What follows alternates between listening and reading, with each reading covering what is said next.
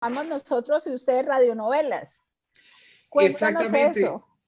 Claro, pero fíjate que sí existe como término el radioteatro. Lo que sucede es que cuando tú me expresaste ese término de radioteatro, se vino a mi mente pues que quizás había una especie de tropiezo en los términos o conceptos que lo manejamos en los distintos países. Yo me imaginé, quizás ella me está diciendo radionovela, pero necesito estar seguro de eso, por eso te lo pregunté previamente, pero a medida que empecé a investigar, porque es un tema ajeno a lo que yo usualmente manejo de literatura, pero tiene que ver, por eso inmediatamente te dije, no, sí, acepto, hablamos de radionovelas, de radioteatro, de lo que quieras, ¿no? Estaba totalmente dispuesto a ayudarte y lo sigo estando.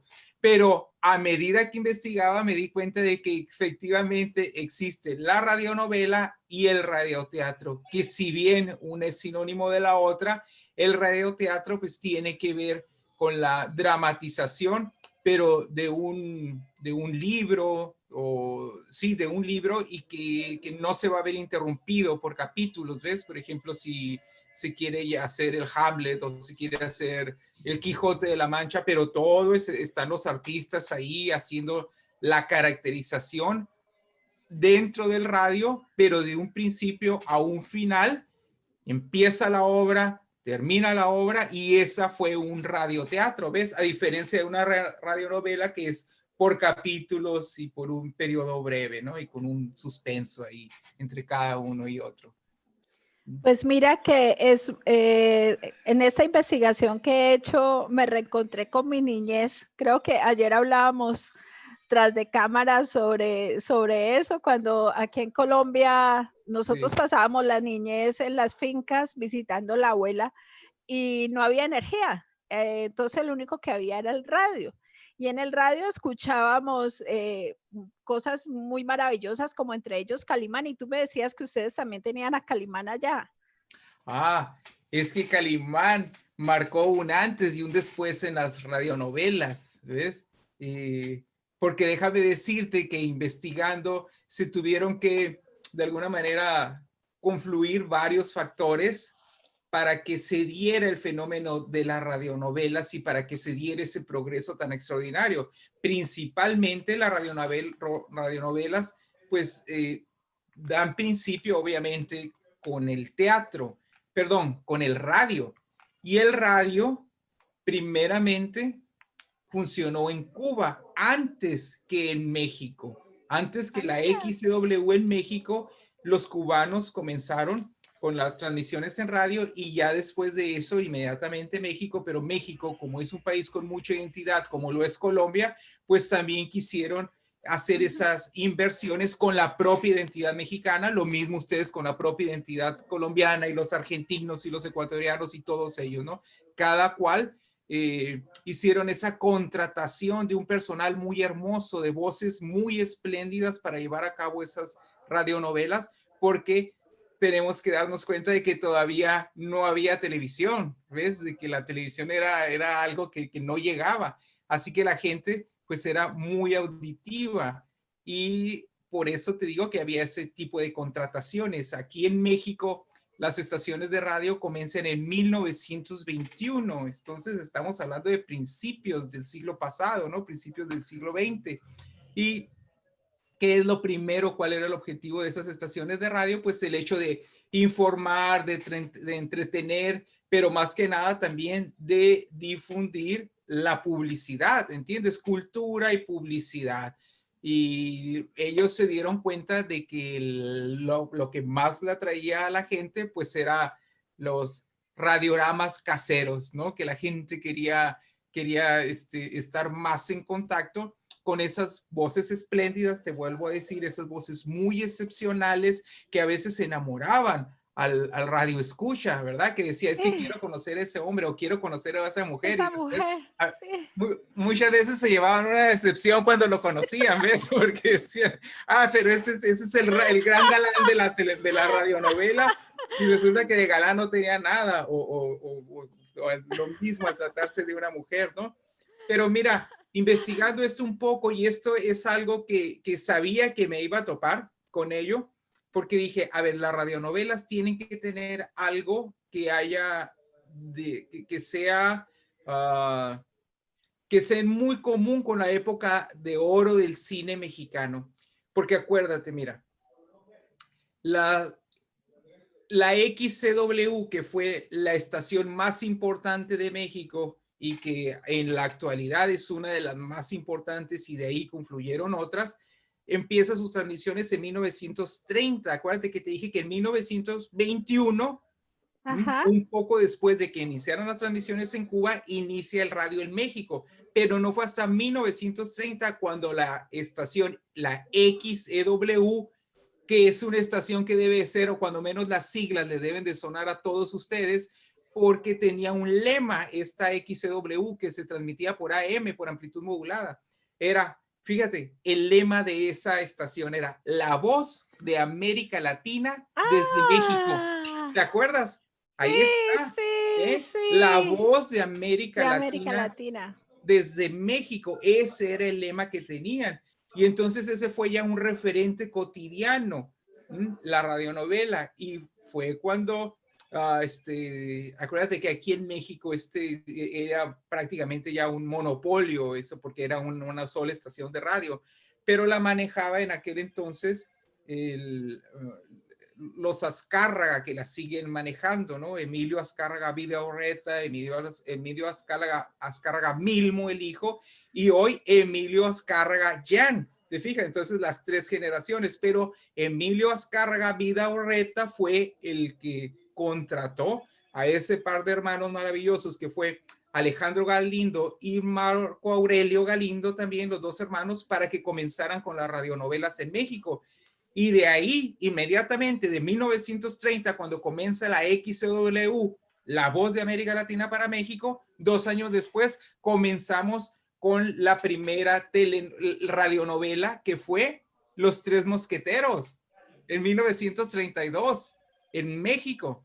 ¿Ves? Los Tres Mosqueteros. Pero después, ahora que vayamos avanzando en nuestra conversación, nos vamos a dar cuenta de que inmediatamente también hubo otros países, entre ellos Colombia, Argentina, ¿no? Que también incursionaron en las radionovelas y que así como nosotros nos dimos cuenta de lo que estaban haciendo los cubanos, pues ustedes se dieron cuenta de lo que estaban haciendo aquí en México y cómo era que funcionó. Pero también esto fue gracias a grandes personas, maestros, que no únicamente tenían una voz maravillosa, sino que sabían darle lectura a los textos, a los guiones, sabían darle esa cadencia, esas pausas, ese enamoramiento, esa atracción, esa imantación al radioescucha que era muy importante, y se dio toda esta magia para hacer del radioescucha, lo vuelvo a decir, pues un manjar auditivo, ¿entiendes?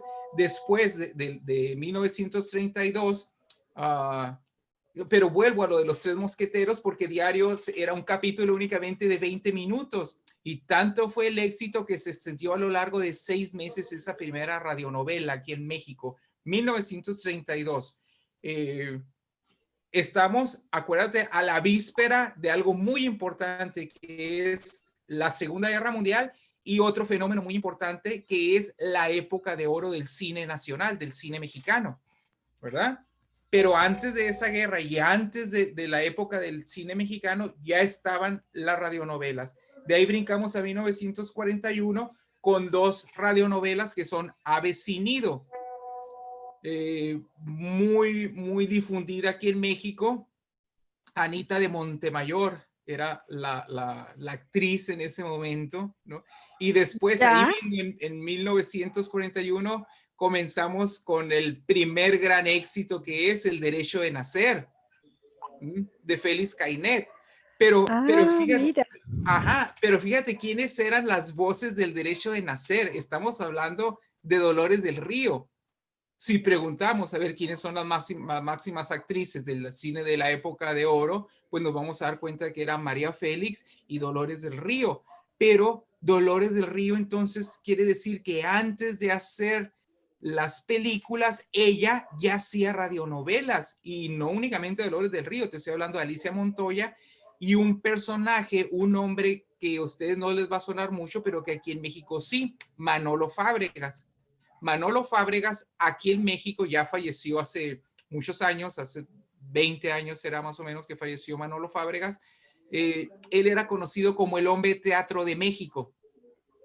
Así se le conocía a Manolo Fábregas. Entonces son hombres, personajes que eran muy conocidos aquí en la farándula en aquel entonces, pero únicamente por radio, porque todavía no salían por televisión. Y comenzaron desde entonces, desde 32 al 41, a producirse esas radionovelas al grado de que teníamos ya así en muy poco tiempo 5 radionovelas que se transmitían diariamente. Y esas radionovelas pues eran aprovechadas y patrocinadas por la publicidad, ¿ves? La publicidad reinante en aquel momento, que eran pues las empresas que producían jabones, perfumes, artículos de limpieza. Estamos hablando de Palmolive, de Colgate, estamos hablando de neumáticos para automóviles, ¿verdad? Que todos ellos querían promocionar sus artículos. Y la mejor forma de llegar a muchísima gente, porque había radionovelas, Sandra, que paralizaban a nuestros países Sí. realmente, porque tú me mencionaste a Calimán, ¿no? Pero antes de Calimán estuvo, por ejemplo, aquí en México, Chucho el Roto, que Chucho el Roto fue la radionovela más larga. ¿Sabes cuántos años estuvo aquí en México? Chucho el Roto estuvo No. 11 años. ¡Ah! Una radionovela de 11 años y que estuvo a lo largo de 3,150 capítulos. ¿Ves? Entonces, Por así de Dios. importante es la dimensión de la radionovela aquí en México. Y después, a partir de ahí, porque ya estamos hablando de que, si te dije que en 1941 fue Ave Nido, ahí es justamente donde comienza también la época del cine mexicano, que fue de 1940 a 1957. Y fue muy importante, te voy a decir por qué. Porque se conjugó justamente debido a que en Estados Unidos las producciones hollywoodenses pues estaban enfocadas en transmitir películas de guerra. ¿Te das cuenta? Películas bélicas, todo lo relacionado a la Segunda Guerra Mundial. Así que en ese momento México miró un territorio virgen en hacer películas que tuvieran pues un acercamiento a la identidad mexicana. Eso tiene en particular la época del cine de oro mexicano, ¿no? Que habla Eh, de nuestra idiosincrasia, de nuestros Fausto, sentimientos. Dime. perdón, tenemos que hacer una interrupción aquí. El niño que está grabando me dice Sí, que tenemos un problema, que se le cayó el internet. Tenemos que parar un momentico. Venimos a ver perfecto. hasta cuándo retomamos. Espérate, yo le hablo por aquí. Sí. Mientras que nos digan a ver qué les está pareciendo. No, pues a mí me parece increíble. Fausto, Sandrita, Sí, estás con Héctor aquí en Café Don Manolo. Y yo la estoy sí. grabando de todas formas. Ah, tú lo Entonces, estás grabando de todas maneras, yo sí, la estoy porque es que grabando de todas Cristian me formas. dice que no ha podido entrar, que se le cayó el internet a él. Sí, no, desde el principio la estoy grabando acá. Ay, Espero que no haya problema. maravilloso, ¿Tienen el muchas movie? gracias. No, pues como Vean esto la se luz. edita. Ah, bueno, mi cielo. Bueno, muchas gracias. Entonces Pueden seguir que se está retomamos. grabando. Ah, Yo Muchas bueno, aquí no hay gracias. perfecto, problema. muchas gracias. Bueno, Bueno, entonces retomemos por donde íbamos, Fausto. Sí, estaba hablando de que ahí inmediatamente ya comienza esa interacción de la radionovela con los inicios del cine y sobre todo con los inicios del cine de la época de oro mexicano, que fue debido o que se suscitó porque en Hollywood dejaron de producirse esas grandes producciones para enfocarse en las películas bélicas, de tal manera que México da ese salto y comienzan a hacer otra vez las contrataciones de pues, México, ¿con qué lo relacionamos? Pues los charros, ¿entiendes? Las pistolas, las Sí, chinas poblanas, el conquistar a la mujer, un país de machos, ¿entiendes? mero macho. Exactamente, que teníamos que, si no sabíamos tocar la guitarra y montar a caballo, pues no podíamos conquistar una mujer, ¿entiendes? Y si no nos emborrachábamos también, o el despecho, o el tequila, o sea, y eso también que era muy atractivo, que de alguna manera era una película, pues no dejaba de ser una telenovela, ¿entiendes? Pero una telenovela Sí. muy breve. Y fue tanto el éxito que ese diseño auditivo pues se empezó a exportar a otros países, ¿no? No las grabaciones, pero sí toda esa técnica que ahora más adelante te platico, ¿no? Entre las interacciones que hay entre la radionovela en México y la radionovela colombiana. O me adelanto si quieres, ¿no? Porque estaba mirando a un hombre ahí en Colombia llamado Antonio Pardo, que seguramente tú has de conocer o te debe de sonar. Antonio Pardo nos hablaba de don Luis García, ¿ves? Que fue un locutor que leía novelas en la radio colombiana, que fue el precursor, don Luis García, en una estación que se llamaba La Voz de Antioquia. Era De una estación Antioquia. de Antioquia, sí. Antioquia. Ajá, La Voz de Antioquia. Él era, él era un hombre que era maestro y que leía magistralmente, ¿no? Y en 1948 es cuando comienzan a transmitir la primera radionovela ahí en Colombia, que era El detective Chanly Po. ¿Ves? ¿En serio? Sí, El que era detective. acerca de un chino detective que se la sabía de todas a todas, ¿no? Pero acordémonos que fueron los cubanos los precursores del radio y de la radionovela, así que Felipe Cané, un escritor cubano, hace esa radionovela que resulta ser un éxito en Cuba y que se convierte también en un éxito en Colombia, por lo visto, ¿no? Este Chanly Po, que no lo veo como un referente en las radionovelas mexicanas, no sé por qué, ¿entiendes? Seguramente porque en México ya había un acervo de radionovelas que estaban de alguna manera esperando su turno, ¿ves? Como que hubo muchos guionistas, escritores que decían, bueno, pues vamos a llevar aquí hay mucho material y voces maravillosas, pues nos sobran. ¿Mm?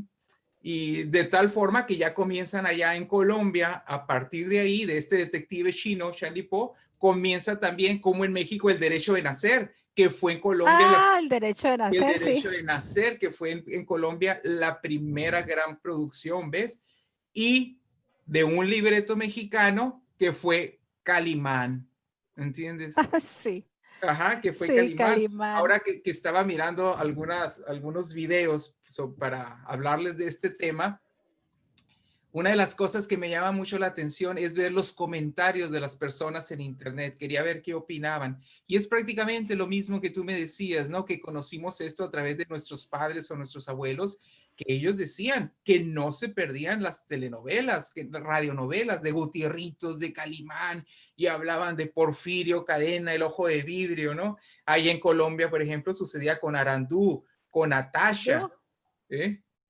Ajá, sí, Arandú, Natasha, después de 1960 un ángel de la calle, entonces tiene mucha interacción este fenómeno, porque las sí. empresas pues también querían producir sus jabones en Colombia, sus neumáticos, sus perfumes, todos esos productos, ¿no? Que veían un territorio pues enorme, inusitado dentro de la audiencia para ganárselos a todos ellos.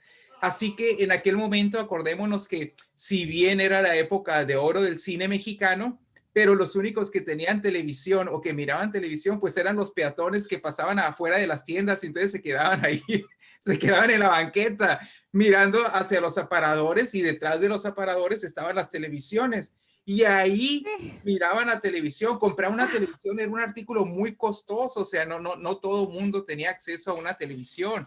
Y esto es algo también que contaban nuestros padres y nuestros abuelos, que cuando alguien en la zona llegaba a tener una televisión, pues era algo muy popular, ¿entiendes? Y llegué a escuchar que había personas que cobraban una monedita a sus amiguitos para que pudieran entrar a sus casas a ver una hora de televisión o algún programa de televisión, porque era algo que llamaba muchísimo la atención, era ya algo adictivo, ¿ves? Lo mismo las radionovelas que los programas de televisión y que las películas y que esos artistas al mismo tiempo que salían en esas películas, la gente quería tener contacto con ellos de la misma manera que te expresaba que querían conocer actores o actrices a esas voces porque se habían Las enamorado de voces. ellos a través de su voz. De igual forma, aquí sucede el fenómeno que la gente quería tener contacto con Pedro Infante, quería tener contacto, quería conocer, a escuchar cantar a Pedro Vargas, a Jorge Negrete, ¿ves? Sí, claro. Querían ver a María Félix y entonces comenzaban esas caravanas maravillosas en los cuales ellos, pues, eran actores y actrices que no únicamente sabían actuar en películas, sino que tenían unas voces excelentes y sabían tocar instrumentos y sabían prender a la gente. Era otro tiempo, ¿no? Y vuelvo a decir, lo que tuvo gran auge aquí o lo que fue lo que lo derivó fue más que nada la publicidad, las empresas que querían que esos artistas promocionaran sus artículos, ¿no? Ya. Pues Ajá. te cuento que la época más linda de mi vida, yo creo que fue eh, esa niñez que tuvimos, que yo alcancé un poquito, pero así cortico, cortico, pero alcancé algo de esa historia de la radio, porque fue maravilloso poder llegar a la finca donde no había energía, porque es que cuando ya Sí, llegó la energía, los televisores y el mundo empezó a cambiarnos, ya no se jugaba como antes, o sea, los niños de ahora ya no juegan como jugábamos nosotros, que no teníamos energía y no teníamos muchas cosas modernas, ni computadores, ni celulares, pero la pasábamos maravilloso, éramos completamente felices, libres, bañábamos en los ríos, jugábamos en los cafetales, nos íbamos a los sí. donde secaban el café y hacíamos angelitos acostados en el café donde lo Sí. estaban secando porque no teníamos nieve, entonces Ujú. nos tirábamos en el café y ayudamos a escoger el café de la pasilla. La pasilla son los granitos negros de café, que no Sí. es bueno.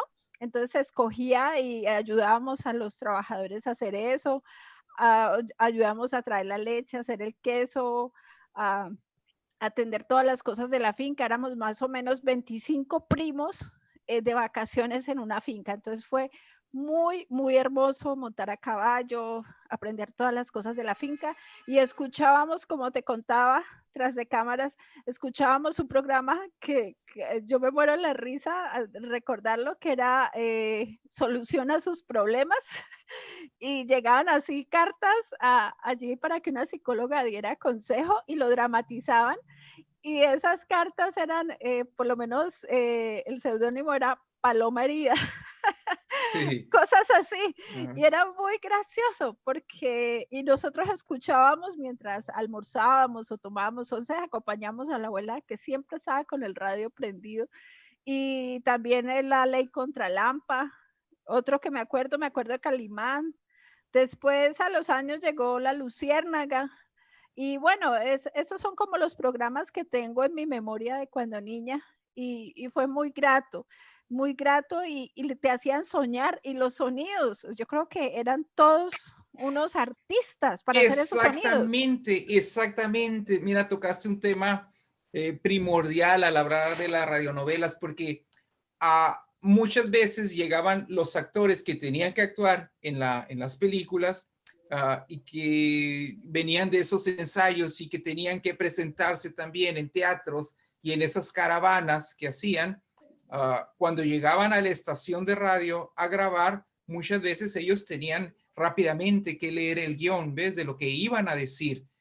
Y tenían esa ventaja de que no iban a ver su rostro, únicamente iban a escuchar sus voces, pero los que tenían que estar preparados ya eran los técnicos de sonido maravillosos, que ellos fueron los que aportaron algo increíble que fue suscitaron la imaginación, ¿ves? Potenciaron nuestra imaginación, porque la combinación de las voces con los sonidos, con los efectos de sonidos maravillosos que producían estos técnicos y que implementaban uh, esos sonidos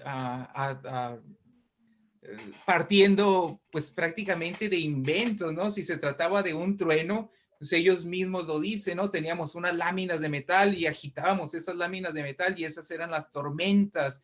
Y si necesitábamos un caballo, pues no había otra cosa salvo tacones o castañuelas que teníamos que hacer en ese instante. O alguien estaba serruchando ahí en la radionovela y teníamos nosotros rápido que buscar un peine y rasparlo con un lápiz, o agarrar ese lápiz y un cuchillito ahí de sierra y cortar ese lápiz cerca del micrófono. Si se hundía un submarino en una radionovela, pues el técnico de sonido ya sabía que tenía que poner un balde, una cubeta con bastante agua, y entonces, como no tenían popotes, lo que hacían era, agarraban diarios, periódicos y los doblaban así a manera que hacían ese popote y hacían burbujas, ¿ves? Y dice uno de ellos en una ocasión,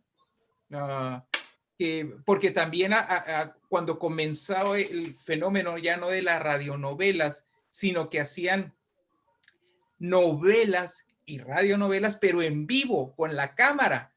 Ahí mismo estaban los músicos, los actores y las actrices, y estaban también los técnicos. Y hice uno de ellos, pues no se me ocurrió otra cosa más que llenar una bañera para hacer los efectos de sonido, y de pronto cuando me inclino a golpear el agua me caigo y completamente, con zapatos, cartera y todo, y la gente en sus casas se estaba riendo mucho. O sea, me miraron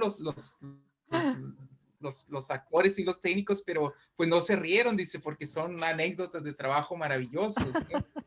Y de esta forma era que incluso hasta Jorge Negrete y Pedro Infante prestaban sus voces, ¿no?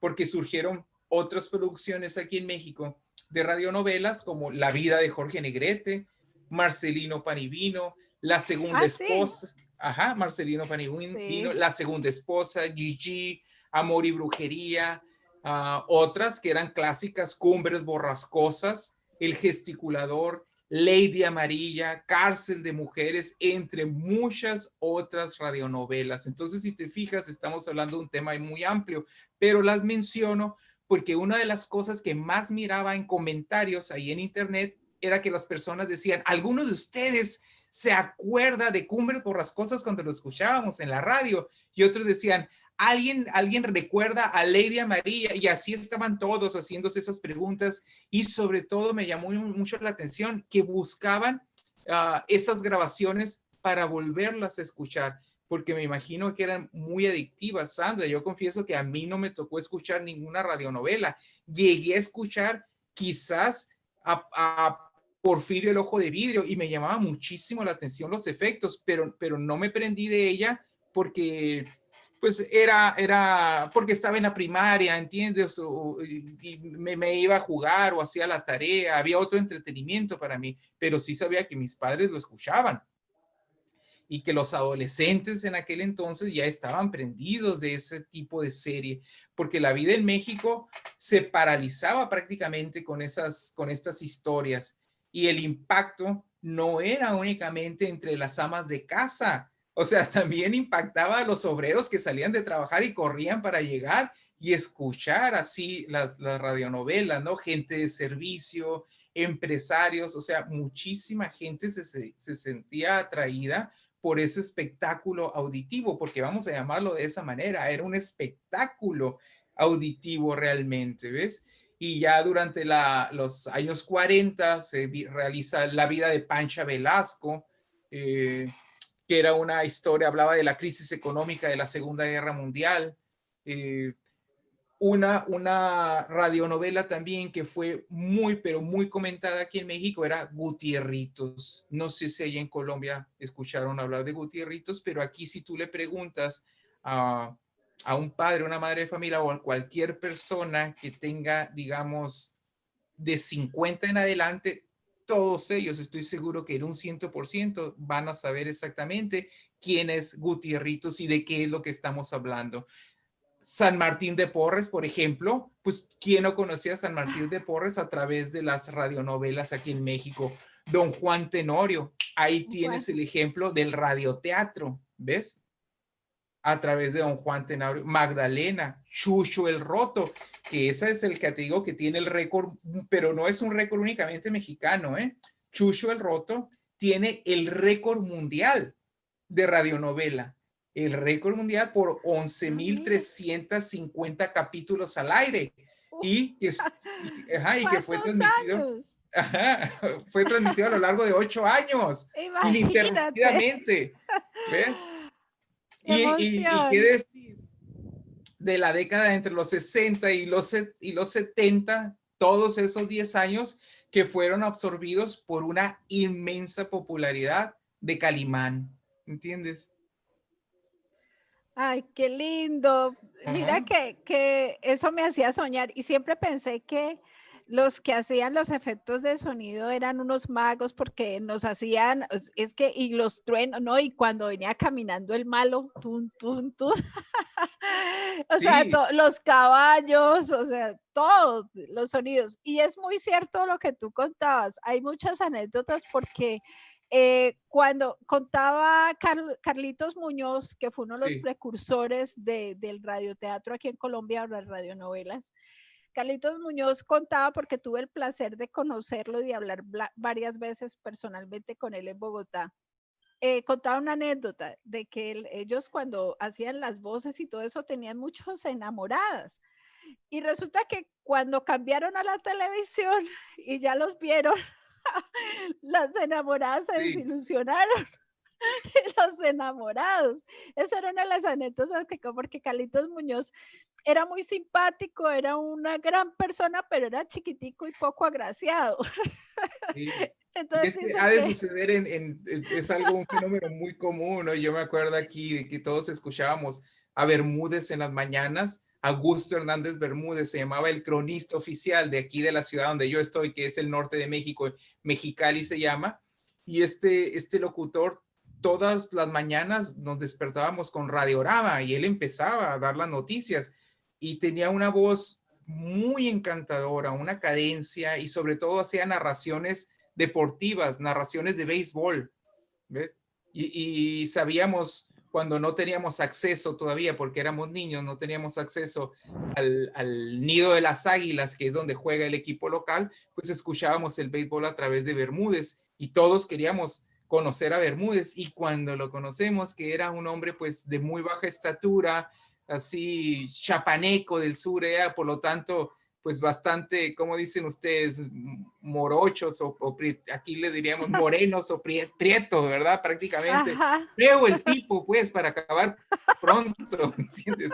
Feo. Entonces nos llevamos una gran decepción y lo mismo sucedía con estos actores y actrices que prestaban sus voces y que enamoraban al radio escucha y que se llevaban una gran decepción cuando los conocía, pero no siempre, porque había otros personajes que prestaban sus voces para esas radionovelas y que tenían un encanto maravilloso. Estamos hablando, por ejemplo, de Arturo de Córdoba, que es uno de los era un hombre muy atractivo tanto por su voz como por su forma de actuar, ¿ves? Tan espectacular. Realmente era un espectáculo. La radionovela era un espectáculo debido a que personas espectaculares y técnicos espectaculares se confabularon para dar a través también de esos fenómenos mundiales que fue la guerra, que fue los avances también tecnológicos que nos dieron esta magia de la que tú estás hablando, ¿no? sí. Bueno, Fausto, y como los principales actores más reconocidos de esa época dorada de las radionovelas, ¿todavía tienen personajes que estén vivos de esa época? Uh, no, mira, es que para nuestra mala fortuna, pues todo ha cambiado, ¿no? O buena fortuna depende de las generaciones en las que los estamos viviendo. Aquí en México, la radionovela se extendió hasta 1980, que fue ya cuando Televisa, porque la XCW, cuyo lema, repito, era la voz de De América América. Latina para México, decidieron pues que ya no era costeable porque la gente lo que quería mirar era las telenovelas y esas telenovelas mexicanas pues comenzaron a exportarse a grandes partes del mundo. Y a ser muy exitosos, muy exitosos. De tal forma que por ejemplo, Verónica Castro era una mujer que era sumamente popular en Rusia. Iba a Rusia y se paralizaba, y las novelas mexicanas tenían un éxito inusitado en Turquía, por ejemplo, también.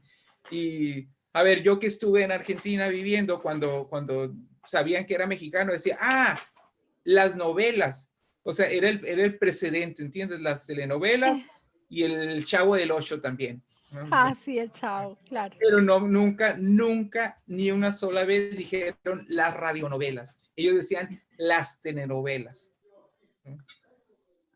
Así. Pues las radionovelas, pero igual fueron muy exitosas las radionovelas de ustedes, por lo que investigué. Por eso quería que habláramos de ello, porque ustedes también tuvieron y la gente vibraba, y creo que fueron retransmitidas también en otros países. Exactamente, Calimán, como te digo, que era de libreto mexicano, pero inmediatamente comenzó también a llevarse la historia a Colombia, con voces colombianas también, y derivó en un éxito inusitado ahí en Colombia, que Calimán, recuerda que comienza en 1963 y ya no termina sino hasta el 67, estamos hablando, pero hubo también influencia. Por ejemplo, mira, aquí un gran escritor que falleció también hace poco tiempo, Vicente Leñero, un inmenso escritor, Vicente ¿no? Leñero, sí. Vicente Leñero, dramaturgo, novelista, un periodista espectacular aquí en México. Él mismo apuntó algunas pausas o recursos literarios para hacer que esos melodramas tuvieran ese éxito radionovelero, ¿verdad? Le vamos a llamar. Y que él era un guionista de la XCW. Entonces, ¿qué hizo Vicente Leñero? Él dijo, vamos a hacer unas sinopsis mensuales, o sea, para que la gente que no ha visto la novela porque tuvo que la radionovela porque tuvo que viajar o porque esa semana trabajó doble turno, ¿entiendes? Les vamos a estar dando sinopsis mensuales, semanales y diarias. O sea, esta tarde no se vaya a perder la telenovela, la radionovela Calimán, o sea, y ahí estaban haciendo esa sinopsis, porque acuérdese que nos quedamos en este capítulo y empezaban las voces así a hacer a suscitar ese suspenso, ¿ves? Entonces hacían esos bocetos, esos análisis. Y también Vicente Leñero fue el que dijo, para que tengan éxito tenemos que hacer realmente un boceto o analizar psicológicamente cada uno de los personajes. Cada personaje tenía que tener esa identidad. Por eso el término que utilizaste de radioteatro tiene tanta validez, ¿entiendes? Y Vicente Leñero, uno de los más grandes aciertos que tuvo fue que él fue el que planeó los suspensos. A ver, en la radionovela, ¿qué era lo que hizo que funcionara tanto? Pues acuérdate que las radionovelas iban de la mano con la publicidad. Se terminaban de hablar y tenían que irse a comerciales. Comerciales, ¿sí? Exactamente. Entonces dijo, vamos a hacer un suspenso, pero suave el suspenso, no muy marcado antes de ir a un comercial, para que la gente pues vaya a lavar un plato o a hacerse un sándwich o a cambiar al niño, ¿entiendes? Para que vuelva, pero no tenían que hacerlo porque acuérdate que estamos hablando del radio, estaban escuchando ahí, para que no apagaran el radio, para que no se fueran y se quedaran ahí en casa. Entonces él dijo, vamos a hacer esos suspensos muy tenues, muy suaves antes de irnos a comercial, pero vamos a hacer suspensos que sean inquietantes al final del capítulo, ¿verdad? ¿Para qué? Para que al siguiente día encendieras de nuevo el radio otra vez. A ver qué pasó. Ajá, para ver qué pasó. Ahí era un suspenso mucho más inquietante. Y la tercera idea que tuvo, dijo, y el suspenso más tremebundo, más fuerte, lo vamos a hacer el fin de semana, de tal forma que los viernes en la tarde... no puedan dormir. Ajá. Pensando qué pasó con Lolita. exactamente, quería saber qué había sucedido con Calimán, qué había sucedido con Gutierritos, con El Derecho de Nacer, con todas estas producciones. Entonces te fijas cómo gente maravillosa realmente Muy influyó inteligentes. bastante, Mm. ¿ves? Que es, si nos damos cuenta, lo analizamos, tiene mucho que ver con la literatura. ¿Qué hace que no cerremos un libro? Pues la belleza que encontramos a través de las páginas, Sí. la poesía, mental que encontramos a través de la literatura, de las palabras, ¿ves? ¿Por qué no nos cansamos de leerte, por lo menos a ti? Es que les cuento a los amigos que nos están viendo en esta tarde maravillosa, Fausto es un gran escritor, es un amigo mío de hace muchísimos años y los invito a que lo lean. Incluso nos regala cosas tan maravillosas en su Facebook porque está haciendo Facebook Live y allí toca muchos temas interesantes y ha sido maravilloso, por lo menos ahora en esta pandemia, un gran compañero. Yo creo que nos hizo los días y las noches más amables y aprovecho para darte las gracias. No, un placer. Hice la Sí, cobertura de las elecciones, ¿no? Porque de alguna manera también incursioné un poco en la política en ese sentido. Es que mira, batallo mucho con Facebook porque siempre digo que es como una red social pues bastante correcta, que no quiere comprometerse mucho con esa responsabilidad política que tenemos y la tenemos que tener. Si escribimos poesía, si nos gusta compartir literatura, pues tenemos por obligación también que estar en contacto con la política, que es algo que tiene bastante interacción en estos momentos en nuestros países, ¿no? Que es lo sí. que las cosas que suceden aquí en México, pues también ocurren en Colombia y también ocurren en Argentina, y las cosas que pasan allá en el sur de Latinoamérica de pronto son las mismas que se repiten aquí en México, y por eso tenemos que estar tan enterados de esto. Y esta elección norteamericana para mí fue muy importante porque se gesta justamente en el corazón de una pandemia terrible y tremenda. Por eso fue que aprovechando lo de la pandemia y que estaba tan enterado del tema, pues que hice una investigación sobre las vacunas, ¿verdad? ¿Qué es lo que nos Sí. qué es lo que nos van a introducir en nuestro cuerpo a través de esas agujas? ¿Cuáles son los laboratorios? ¿En qué consisten las vacunas? Y de pronto también me di cuenta, Sandra, que tenía que volver otra vez a la literatura. Por eso fue que comencé hacer primeramente el homenaje a Miguel Ángel Morelli, ¿ves? Que fue así como tú hablas de mí, pues yo hablo de Miguel Ángel Morelli, que lo seguía continuamente en Facebook y era uno de esos grandes De los imanes y gran grandes. personaje que me dolió mucho su pérdida. Le hice un Sí, homenaje y estos días, que será 3 días antes, hice también el homenaje a Alejandro Aura, ¿verdad? Que ahí lo pueden encontrar también el en mi Facebook. página de Facebook. Ujú. Pero te vuelvo a decir que Facebook es como muy correcta, y donde sí me desplayo completamente y hago despotrico contra el gobierno es en mi cuenta de Twitter, ¿no? Ahí toco temas que son bastante incómodos para mucha gente o que la gente se santiguaría si los llega a ver en Facebook. No está preparadas las personas en Facebook. Por eso ese éxodo, si tú quieres tener esa responsabilidad política y esa denuncia, pues entonces Twitter va a ser una plataforma para ti. La ventaja que Ujú. tengo es que en Twitter no tengo seguidores, ¿ves? Así que puedo hacer de las mías, no me importa, porque pues nadie me sigue en Twitter, muy pocas personas, ¿no?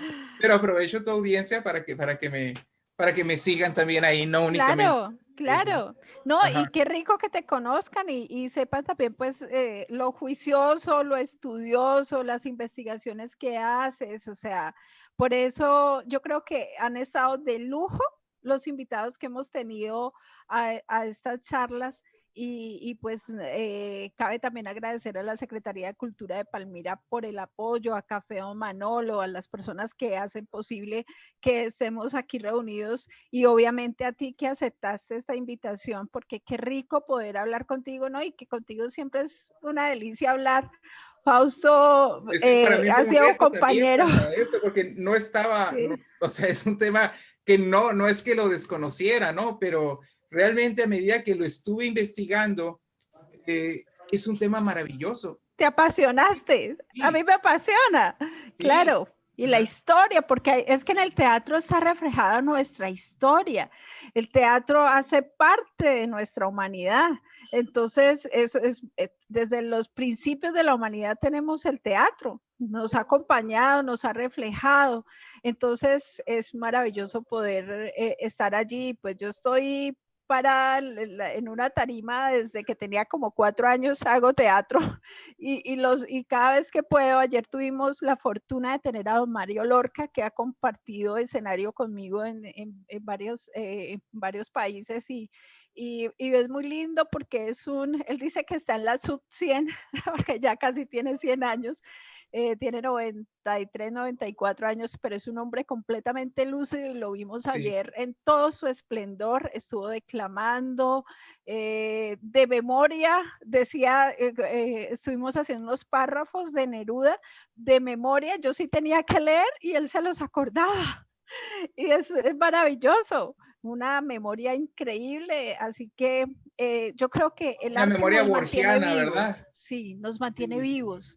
El arte, el poder escribir, el poder ser, el poder cantar, bailar, actuar, eso nos permite a los seres humanos sentirnos vivos a través de esto. Por eso yo pienso que a los niños en Latinoamérica, yo me he dedicado, como tú sabes, a trabajar con los niños a través del arte, derechos y valores y todo Sí. este cuento, y decirle a los niños de que tienen la posibilidad de soñar, de ser, de crecer y de llegar muy lejos. Eh, Sí. exacto, porque mira, como yo te decía, yo vengo de una familia campesina y he podido estar en 26 países representando a mi país porque me he permitido soñar a través del arte. Y el Sí, arte me ha ahora llevado comprendo. allá. Yo te preguntaba, oye, Sandra, ¿por qué desapareciste cerca de 3 años, ¿no? De la Casi red. 4 años de las redes, sí. Sí, estabas viajando, o creo que estabas incursionando en política. Dije, y cuando vuelva a saber de esta chica, seguramente ya va a estar contendiendo para la presidencia de Colombia, ¿ves? Porque desapareció completamente, ¿ves? Y ahora que lo mencionas acerca del teatro, mira, estos días que estuve subiendo esta serie de publicaciones, de pronto tuve la idea, bueno, ¿por qué si tengo un canal de YouTube? Ahí me pueden buscar en Fausto Bombonek también para que vean algo de poesía declamada. También subí varios de estos videos que hice sobre la cobertura de las elecciones en Estados Unidos y algunos análisis.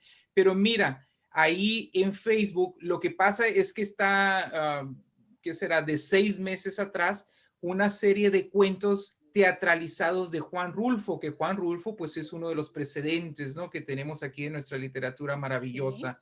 Uh, que hablas tú de la memoria, una de las cosas que hace o que voy a hablar de manera particular, ¿no? De mi persona, lo que hace que quiera poseer la literatura, que me guste tanto la poesía, o cómo la puedo hacer mía.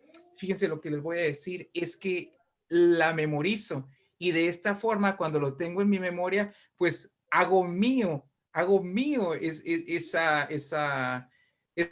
poema, ese poeta, de tal forma que, por ejemplo, si yo estoy ante Juan Rulfo y abro Pedro Páramo y me cuento con esas palabras maravillosas, esa musicalidad de Vine a Comala, porque me dijeron que acá vivía mi padre, un tal Pedro Páramo, mi madre me lo dijo, yo le prometí que vendría a verlo en cuanto ella muriera, la tomé de sus manos en señal de que lo haría, pues ella estaba por morirse, yo en un plan de prometerlo todo. ¿Te fijas la musicalidad que viene? Y esa es musicalidad en ese maravilloso. de Pedro Páramo no termina desde la primera palabra hasta la última, de tal forma que uno dice, pero ¿cómo puede ser posible que alguien escriba de esta manera? Está ahí en internet, léanlo, Pasión por Rulfo, algo que le sucedió a su máximo escritor, que es Gabriel García Márquez, que cuando él estando viviendo aquí en México, ¿no? Pobremente en aquel entonces y muy joven también con Mercedes, Álvaro Mutis sube las escaleras así vistiendo un pantaloncillo corto o un short con un costal y unos libritos, le toca la puerta del departamento donde estaba viviendo aquí Gabriel García Márquez en México y entonces abre ese costal, lo vacía y saca unos libritos, y entonces Álvaro Mutis agarra el libro y se lo sacude así y le dice a Gabriel García Márquez, toma esta vaina, le dice, para que aprendas. Y entonces Gabriel García Márquez agarra el libro y es nada menos y nada más que Pedro Páramo, ¿ves? Y entonces así dejó a Álvaro Mutis ahí en la puerta y entra Gabriel García Márquez a leer Pedro Páramo.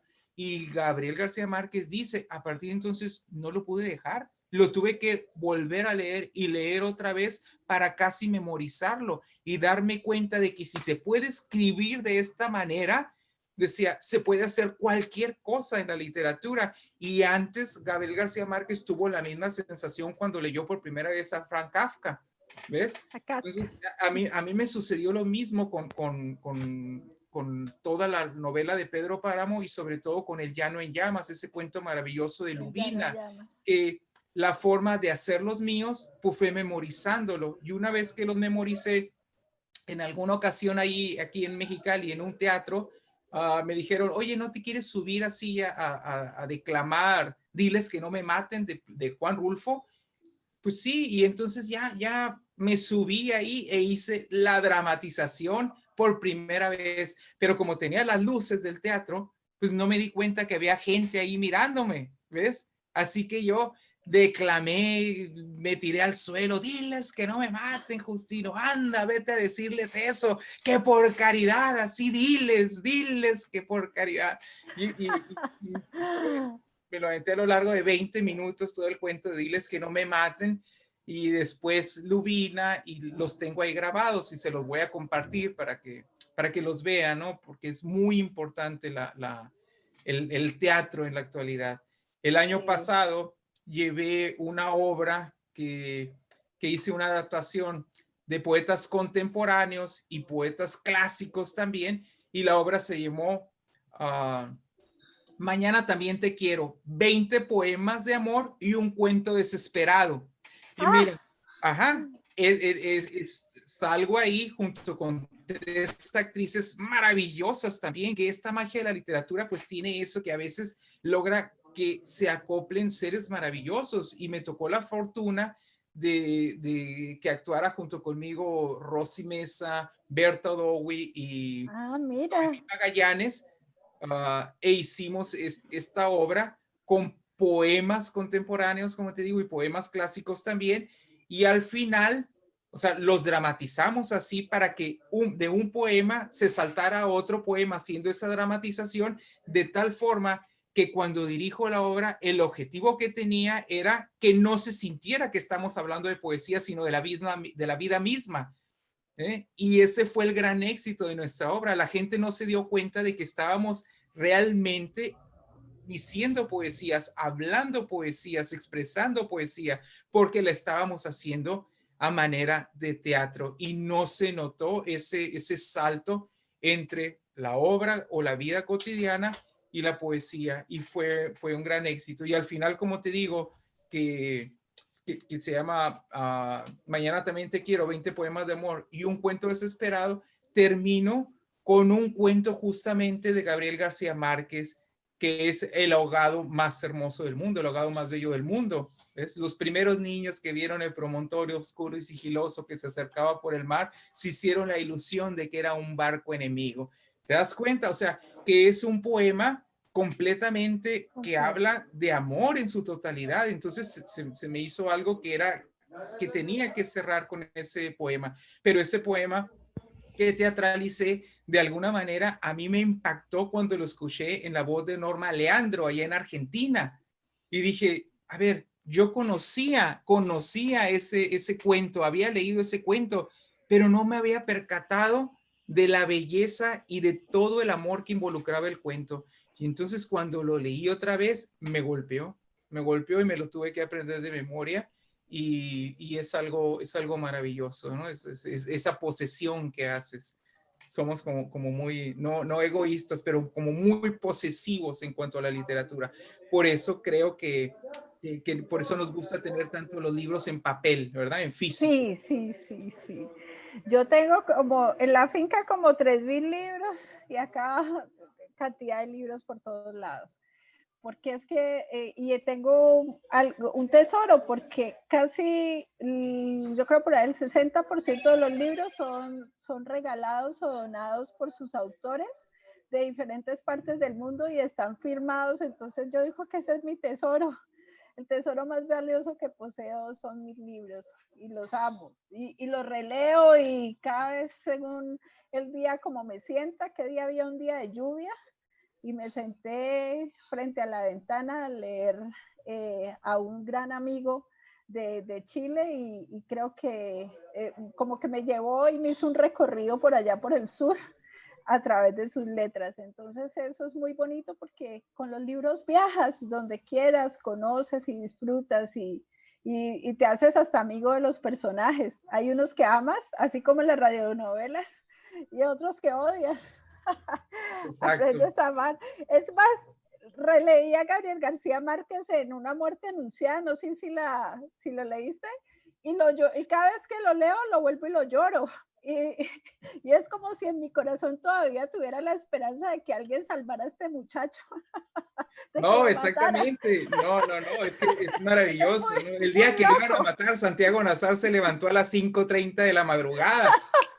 Ahí está la musicalidad. También García Sí, Márquez consigue esa musicalidad que no se pierde desde el principio del libro hasta el final. Hace unos días también volví a releer la de del amor y otros demonios, y ¿no? O de sea, otros demonios, sí. pero bellísimo, o sea, criminalmente hermoso y son libros que te llevas al corazón e historias que te hacen Claro, enamorarte de los personajes y sobre todo que ahí estás contemplando el realismo mágico en bruto y te golpea claro.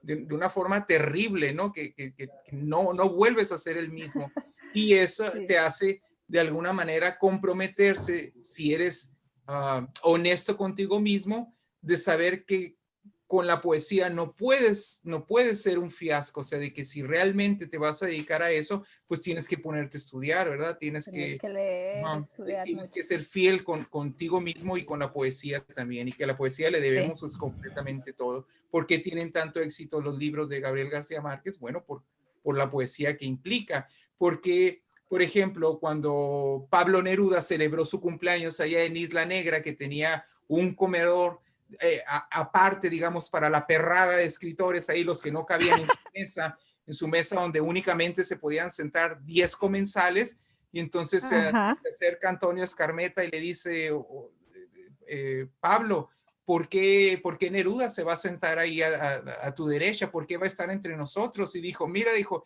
es que con sus dos libritos pequeñitos, dijo, es uno de los más grandes escritores de todos los tiempos, dice, con nada más con esos dos pequeños libros. Y eso tienen esos libros dentro de sí, esa poesía. Por eso es que le tengo tanto miedo y por eso es que a lo largo de toda la vida he intentado definir a la poesía y nunca he podido, y creo que ese es un buen síntoma. Cuando un poeta no logra definir la poesía, quiere decir que está maravillosamente bien equilibrado y que va por buen camino. He visto mentes sumamente brillantes intentar definir la poesía y me he maravillado cómo de pronto lo piensan y dicen, no sé, ejemplos, Roberto Bolaño, por ejemplo, aquí lo pueden encontrar en internet, La belleza de pensar, se llama el documental, y él cuando habla de poesía dice, es que no la sé definir, no sé lo que es. Marosa Di Giorgio dice, no sé definir lo que es poesía, pero sí sé identificarla, sí sé tomar un libro, un poemario y saber si hay poesía dentro de esas palabras. Y es que para que la podamos encontrar, pues tiene que haber lo que tú dijiste acerca de la magia, tienen que desaparecer las palabras y se tiene que crear únicamente la imagen. Es todo lo que tiene que quedar, ¿ves? Cuando queda nada más la imagen y las palabras Sí. desaparecen ante nuestros ojos, entonces estamos hablando de poesía. Y esos grandes autores tienen esa característica. Sí, es completamente de acuerdo. Bueno, como ya nos quedan unos poquitos minutos, quiero invitar a los amigos que están en la sala por si quieren preguntarle algo a Fausto o saludarlo. Buenas tardes, mi nombre es Dugo Adier Joaquín desde la ciudad de Cali. No, encantado de tenerlos aquí. Gracias por la invitación, doctora Sandra. No, y saludarlo y me entré justo en el momento en que estaban con el recuento de las radionovelas. Sí. Una fascinante, un fascinante recuerdo. Ay, muchas gracias, Dugo, muchas gracias. Y qué Gracias. rico que nos acompañes. Ay, ¿te tocó la época de las radionovelas o no? ¿O eres muy, muy jovencito? No, yo estoy en los sub 60. Entonces, claro, me tocó, a ver, así hago un recuento de Calimán, la escuelita de Doña Rita, ¿cuál otro? Ever Castro. Sí, muchos. ¿Para qué? Ever Castro era de cómico, ¿no? Y pues por último, que nos acompaña hasta ahora, la Luciérnaga. La Luciérnaga, claro, que todavía está en la radio. En Sí, Caracol claro. creo que todavía la pasan. Sí, aún sí. Uh-huh. Qué Entonces, maravilloso. es un placer estar aquí con ustedes, con esta compañía. Les agradezco, muy amables. Gracias, Hugo, Un muchas abrazo grande. gracias. ¿Alguien más? Hola. Hola, Hola. soy Reinaldo Carballido. Ah, por fin entraste. Te hemos Es que- esperado toda la tarde. Sí, no te quise interrumpir porque vi que estaba hablando el señor, por eso no Ah, interrumpí. no, pero estamos aquí para saludarte y que nos cuentes un poco también. Es un gran actor y creo que es un honor también tenerlo esta tarde. Qué maravilla que por fin hayas podido entrar, pero entraste muy tarde porque no te había visto.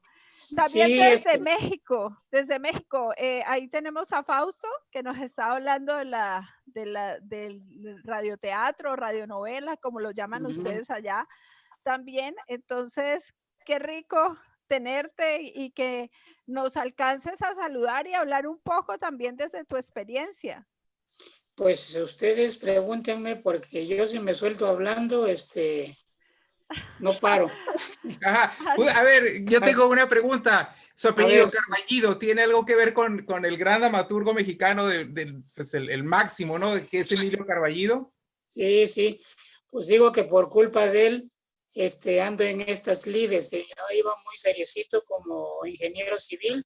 Sí. Y llegué con él a su taller y me cambió la vida. Realmente, ahora sí que por su culpa descubrió, porque él fue el que descubrió, yo no me había dado cuenta que podía escribir teatro. Entonces, pues desde que lo conocí, ya lo he platicado otras veces. Un día llegué, tenía yo como 17 años, cuando empecé a tratarlo, porque yo lo conocía, pero bueno, yo lo conocía como el tío Emilio y bueno, pues para mí no era nada singular. Yo no sabía, no tenía ni idea de a qué se dedicaba. Y un día me llego a la casa, repito, tendría como 16 años y me dice, oye, Reinaldo, acompáñame a mi taller. Y de veras, yo pensé que era un taller de mecánica, de carpintería. Yo no tenía idea de nada. Yo estaba estudiando una preparatoria técnica que aquí en México le llamamos vocacional en el Instituto Politécnico Nacional. O sea, ni idea. Les digo, bueno, vamos. Y bueno, para mi sorpresa es que llegamos a un lugar, entramos a un espacio, había una mesa, se sienta y estaban 4 muchachos ahí. Y bueno, y por culpa de él ando en esto.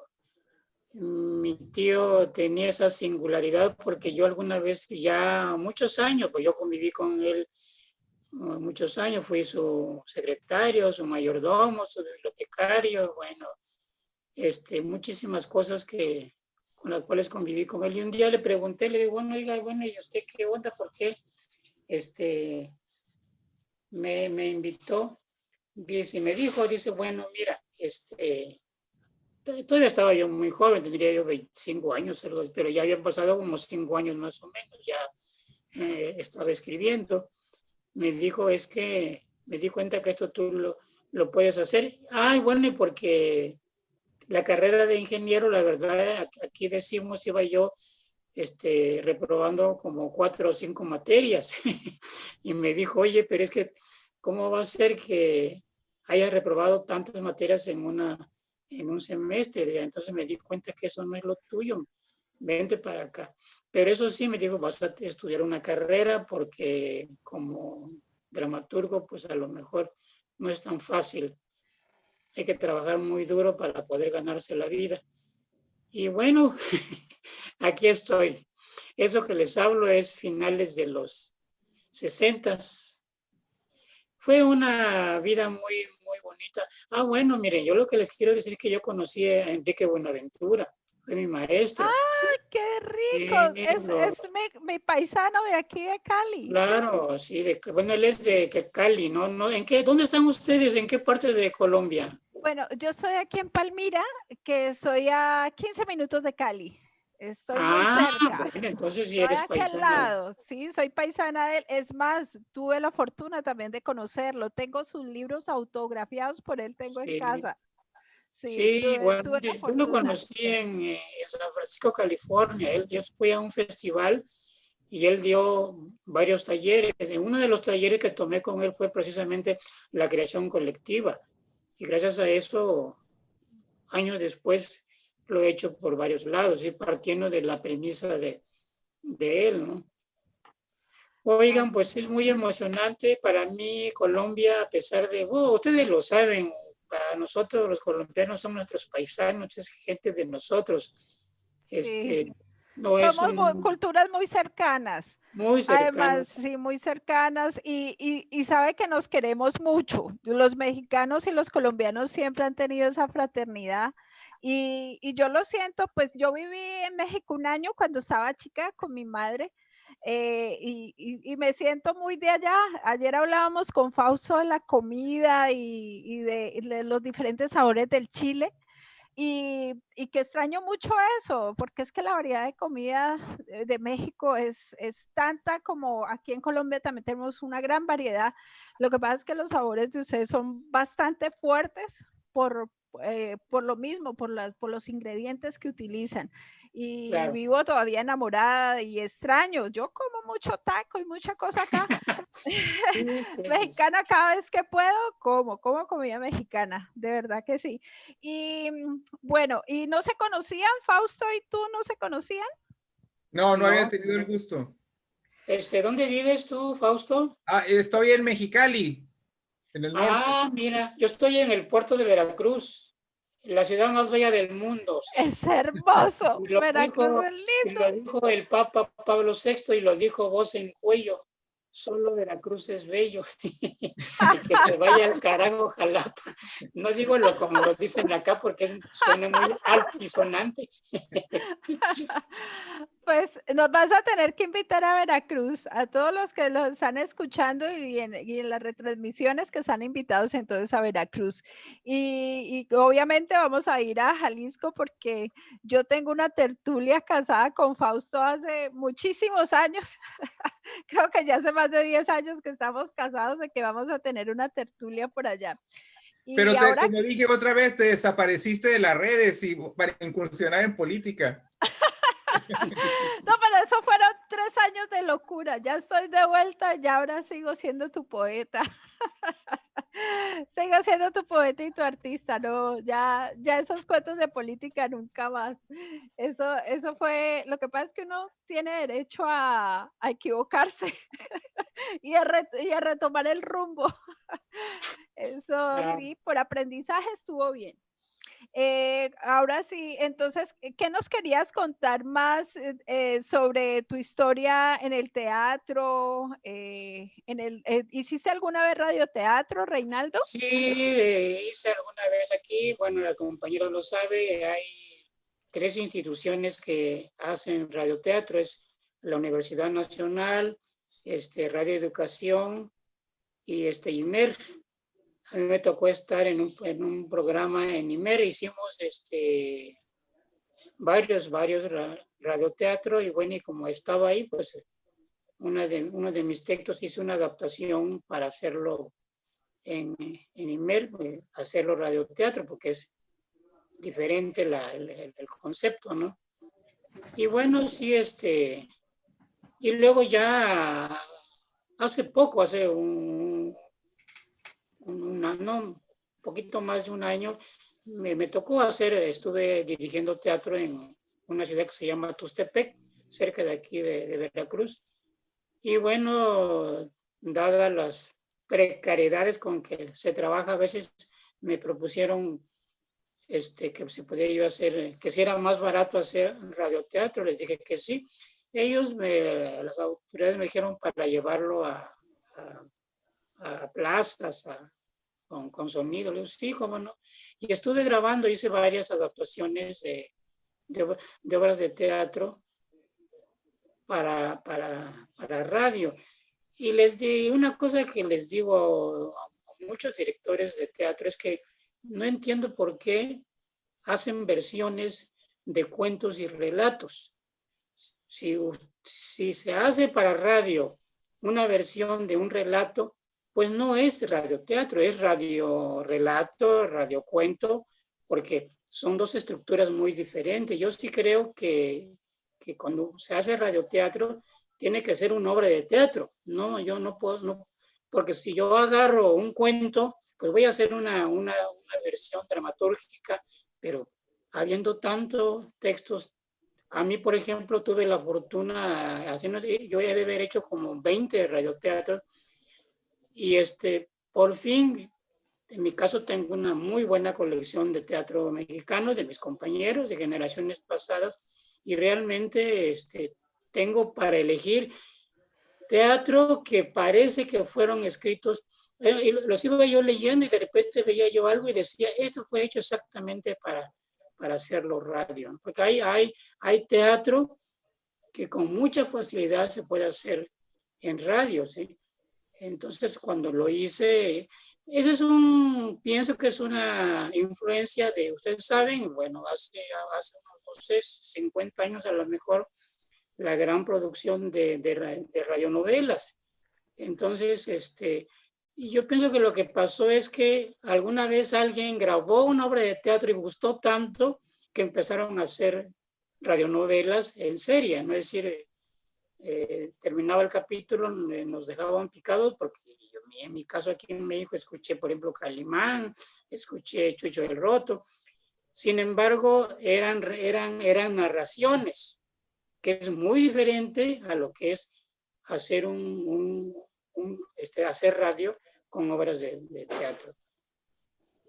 Y luego se hace, digo, esas 3 estaciones y nosotros, como le llamamos, al menos en la parte donde estoy, que es el sureste del país, se usa bastante, hacemos muchas improvisaciones con obras de teatro, leyéndola en radio, porque dadas las carencias, no hay muchos teatros, no hay mucha producción, entonces lo hacemos en radio. Y ustedes lo saben, tenemos una gran tradición en Latinoamérica. Está Perú, Chile, Argentina, son países, no estoy seguro en Colombia cómo, pero estos países se hizo muchísimo radioteatro, ¿no? Y Aquí también hubo una gran producción, bueno, también, grandísima. Bueno, de los que están en sala, ¿quiénes tienen preguntas para estos dos grandes artistas? Ya que Reinaldo entró como Rubén, por eso yo no lo había leído. Sí, es que fíjate que no me entregaron mi computadora y mi celular tiene una memoria muy pequeña y no pude entrar con el Zoom. Entonces le pedí a mi vecino, él fue mi productor. Rubén Antonio, saludos a Rubén Antonio. Sí, bueno, yo leía a Rubén Antonio, yo no tenía ni idea quién era Rubén Antonio. Se acaba de ir, vino y me lo instaló y ya es mi vecino, muy amable. Claro, yo también estoy como Manuel Vázquez, que es mi hijo, o sea que todos estamos con nombres diferentes.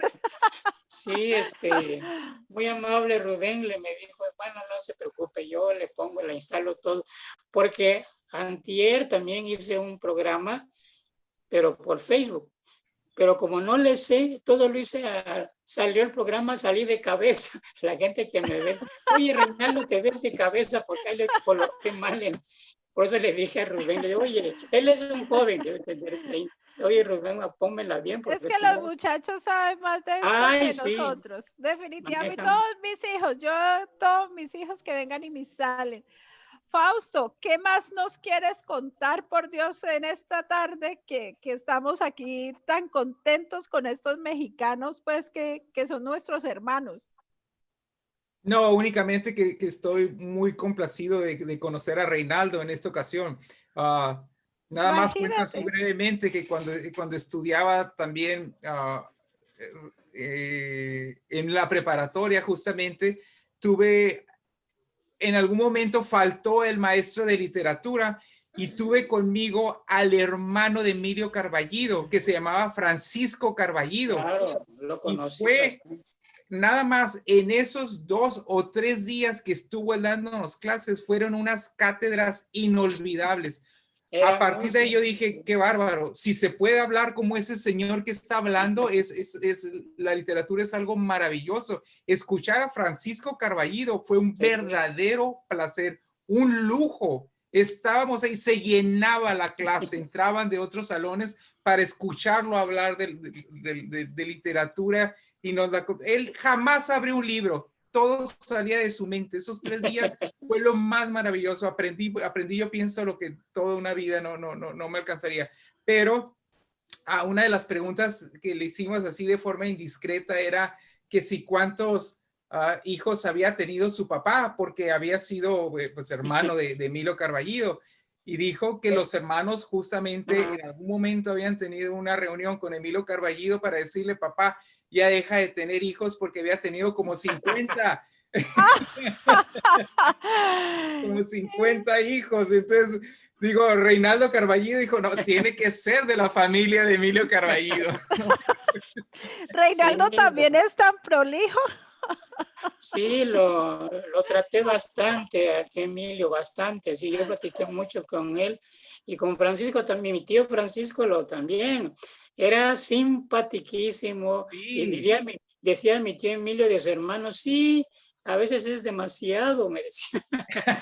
Era muy agradable el tío Francisco, muy famoso por sus pláticas, por caerle muy bien a la. Qué bueno que te dio clase porque ha de haber sido muy ameno, muy. sí, fue muy, muy ameno. Fue inolvidable esas horas de cátedra que nos dio. Pues mira qué casual, casi salimos de la familia. Pues mira, y Reinaldo, ¿qué obra de teatro estás haciendo en ese momento? Bueno, no, pues con la pandemia famosa, pues todo se detuvo. No, pues ya no se pudo hacer nada. Lo que logramos hacer por línea fue un ciclo de dramaturgia, lecturas, Lecturas. dramatizadas. Y es lo único.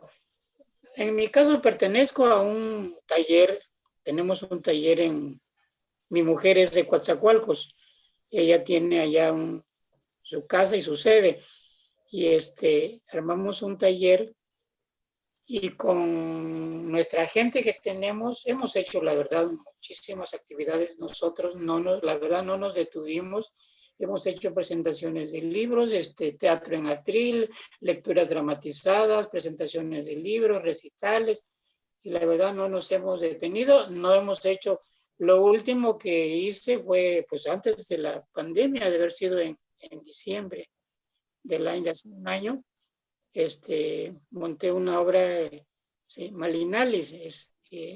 Ustedes saben que en 1519 llegó Cortés aquí al puerto de Veracruz y yo hice un homenaje a lo que es conocida como la Malinche, malamente porque ella no es la Malinche de Hernán Cortés.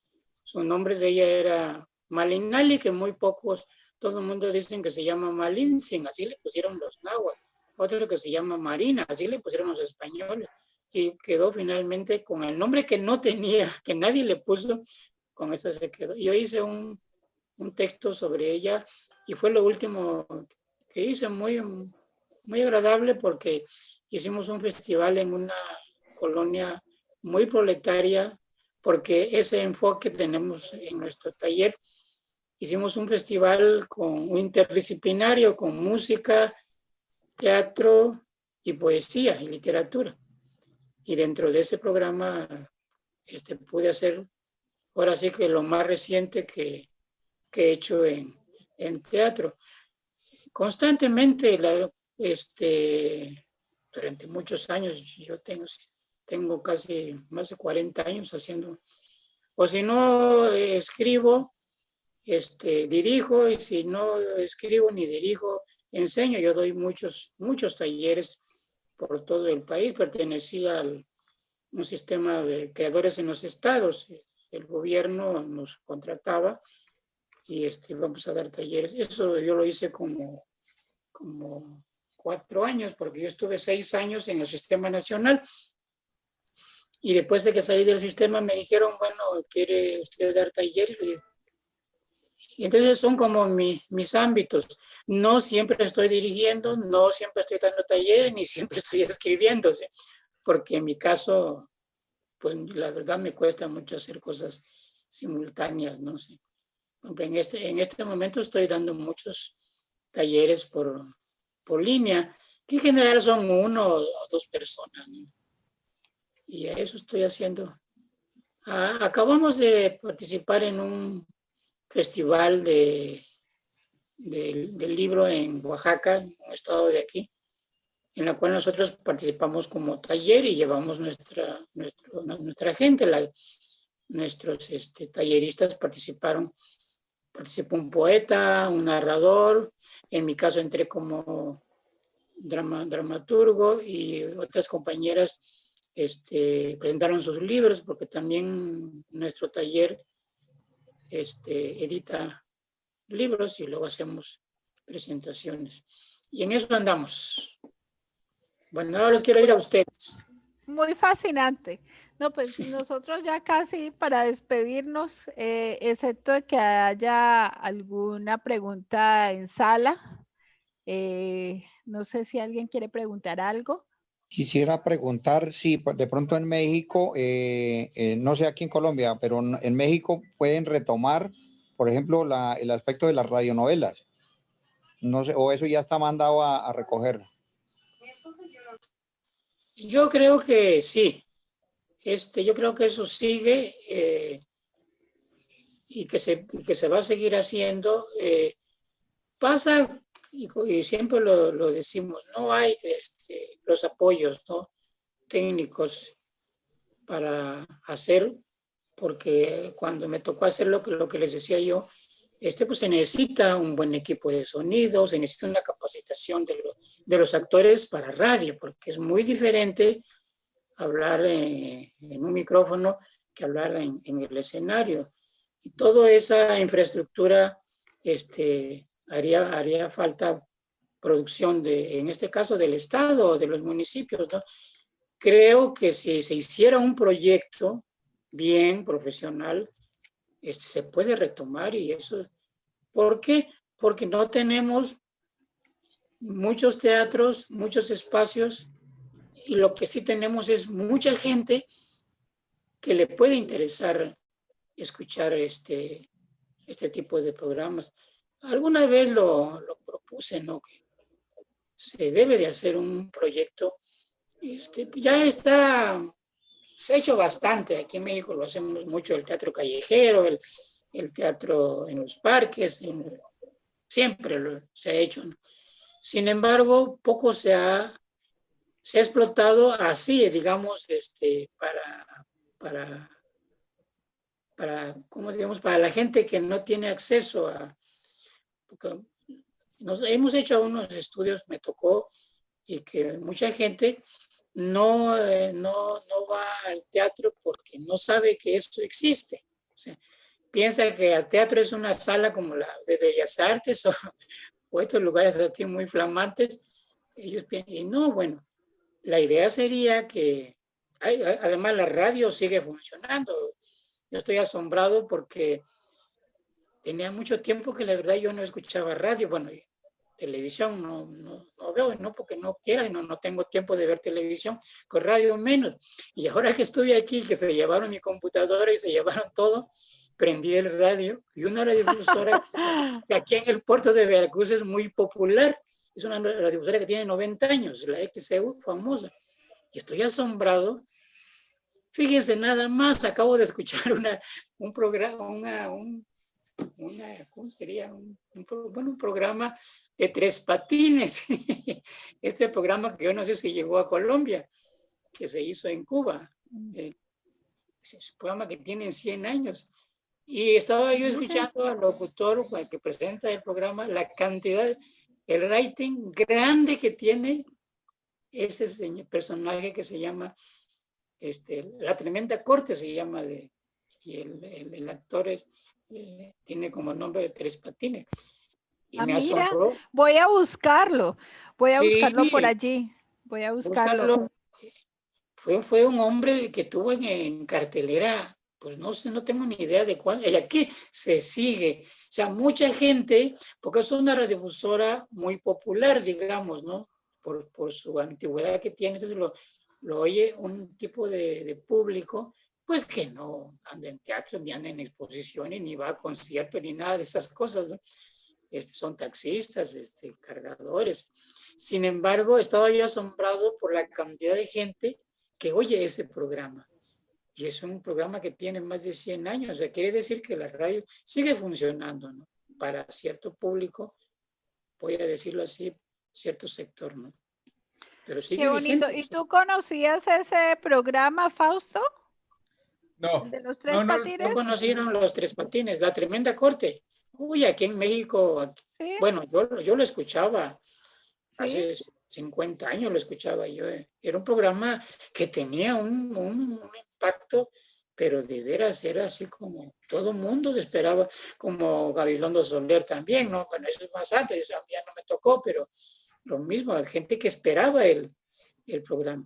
O sea, lo que quiero decir es que eso sigue vigente, que todos los programas que se hacen, que se pueden hacer para radio se deben de hacer porque hay gente que escucha el radio, ¿sí? Hay gente que ve televisión, hay gente que va al teatro, hay público para todo, ¿no? Para sí. todo. Tal vez la pregunta que nos hacía más directa esta persona que preguntó si ya había concluido la radionovela, yo la respuesta que le daría en lo particular es que pienso que sí, que ya concluyó. No hacia el radio, o sea, lo está diciendo Reinaldo en este momento, ¿no? El radio sigue vigente totalmente, pero hoy en día las personas, los seres, son mucho más dinámicos en lo que eligen ver. ¿Por qué? Porque tenemos el Internet. Todo el mundo ya tiene el Internet a su Todos se disposición. van para Netflix. Exactamente. Y ahora cada chavito también, el que no es estandupero, hace sus TikTok, hace sus videos, hace sus gracias ahí. Y entonces, de alguna forma también ya hay un bombardeo. Ya estamos hablando de que cada vez la misma televisión está desapareciendo como concepto. O sea, ya no nos llaman la atención encender la televisión y ver qué programa hay. Ya sabemos exactamente qué es lo que queremos ver al momento de encender la televisión. ¿Por qué? Porque alguna serie se puso de moda, porque algún cómico también lo queremos elegir en ese momento. Entonces hay en la actualidad un menú tan amplio de las cosas que se nos ofrece, que al mismo tiempo también atrae a cualquier persona de cualquier generación en la actualidad. Pero en sí el fenómeno de la radionovela creo que sí ha terminado. En este momento, lo que está teniendo mucho auge viene siendo debido a la pandemia también, el streaming, el teatro en línea, donde, por ejemplo, el otro día miramos una obra de teatro con Mario Iván Martínez, donde hace el personaje de Van Gogh, magistralmente, y lo único que tuvimos fue pagar una cantidad muy modesta, por cierto, para disfrutar de esa obra de teatro de 2 horas, pero el actor estaba en vivo haciendo esa transmisión. Entonces es una nueva forma de hacer teatro también. El teatro no va a desaparecer, pero se tiene que reinventar y se tiene que ajustar a esta actualidad. porque no vamos a estar actuando con mascarilla, ¿verdad? Ni vamos a ir al teatro así con mascarilla, ni, o sea, lo que estoy diciendo es que de alguna forma el teatro también tiene que tocar la puerta de Internet y creo que lo está haciendo. Y creo que el teatro también se tiene que sacudir de alguna forma ese espíritu vetusco que algunas personas le quieren dar y modernizarse en este sentido, darse cuenta de que ya hay mucha competencia, muchos actores y actrices maravillosos y producciones también muy grandes que no quieren perder dinero. Y entonces lo que hacen es que, bueno, si en el teatro vienen 500 personas, pues por internet puedo conseguir que 5,000 o 7,000 o 10,000 personas me vean y cada una de ellas, si le cobro la mitad de lo que viera al teatro, pues de todo modo voy a ganar más dinero. Entonces el teatro de alguna forma se está modernizando. Ya no únicamente queremos escuchar, sino que queremos escuchar y ver también al mismo tiempo, tanto la película, la serie, la obra, el cómico. Entonces, todo esto se ha modernizado y tenemos que incursionar en ello, porque si no, nos vamos a quedar sin audiencia, ¿verdad? Sí, yo lo que digo es que hay público para todos, ¿sí? Sí. Hay público para esto que dices, como también hay público para cualquier programa en radio, ¿sí? A lo mejor ahorita la mayor parte del público se va al internet, ¿no? Como acabas de decir, Netflix, ¿no? A lo mejor la mayor parte, pero hay y yo creo que el teatro, además, una vez que pase esto, yo creo que el teatro sigue, o sea, el teatro seguirá teniendo su magia.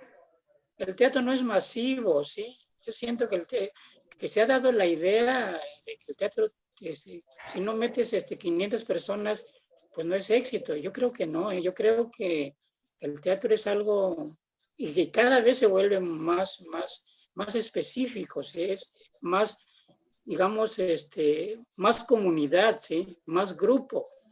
Yo creo que el teatro, de su función principal es acercar a una comunidad. No es el teatro no es más, me atrevo a decir que nunca ha sido masivo. Nos han hecho creer aquí en México, tú lo sabes, OCESA, creo que así se llama la empresa esta, que controla todos los grandes teatros, y nos han hecho creer que OCESA hace el mejor teatro de este país. No es cierto, hace los mejores espectáculos. Y qué bueno, ¿no? Porque hay público también que le gusta ese tipo de espectáculos y me parece muy bien. Pero en sí el teatro es otra cosa. ¿Sí? Para mí el teatro es algo comunitario, es una comunicación con gente, digamos, muy cerca de nosotros. Y eso no se va a acabar y cada vez va a ser más, ¿cómo les diría yo? Más trascendente, ¿sí? Porque se van a formar comunidades, ¿no? Digamos que van a ser para iniciados.